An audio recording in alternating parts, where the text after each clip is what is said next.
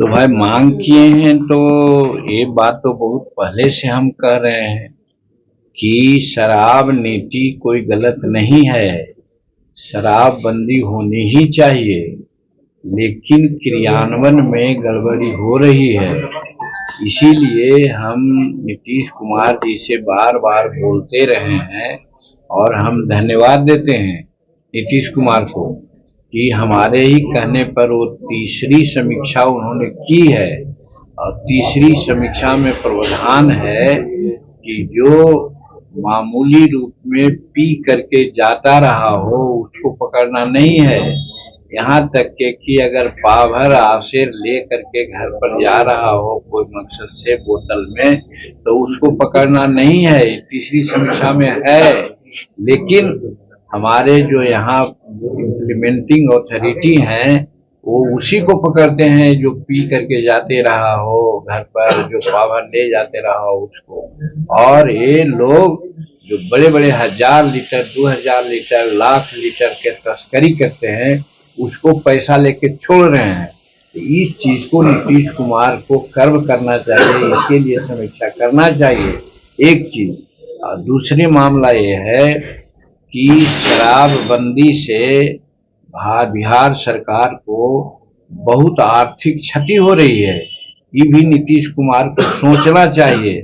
किस लिए कि शराबबंदी तो हो पा नहीं रही है, यहाँ होम डिलीवरी हो रहा है और शराब बाहर से आ रहे हैं, महंगी शराब आ रही है, तो जनता का पैसा तो बाहर जा रहा है।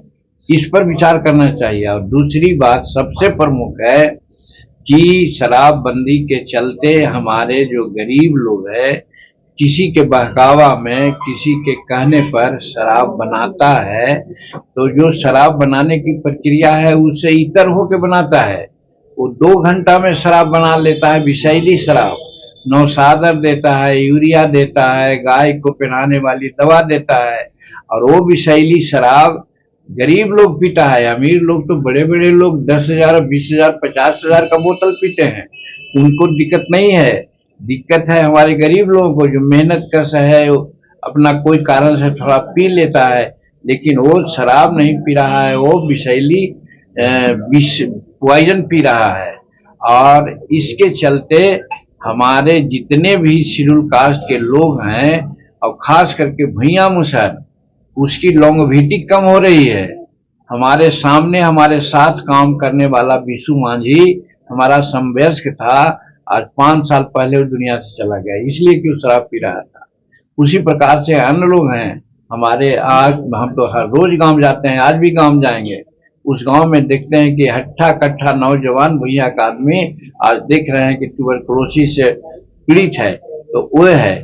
और अंतिम बात यह है कि जो लिटिगेशंस हो रहे हैं 6 लाख के आसपास में शराबबंदी के चलते लिटिगेशंस हुए हैं, उसमें देखा जाए तो 4 लाख 3.5 लाख हमारे शेड्यूल कास्ट के लोग ही इम्प्लीकेटेड हैं।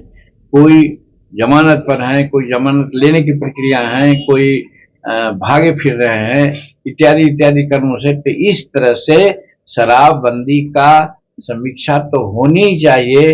नीतीश कुमार जी को चाहिए कि अपने जो तंत्र है उस तंत्र को गियर अप करें। और जिस प्रकार से आज सम्राट चौधरी कस करके लॉ एंड ऑर्डर मेंटेन करने में लगे हुए हैं और अनेक प्रकार की बात कर रहे हैं, एक ध्यान यहाँ भी जाना चाहिए कि वैसे लोग जो गरीब लोग को पकड़ता है उसको कम से कम सजा देनी चाहिए।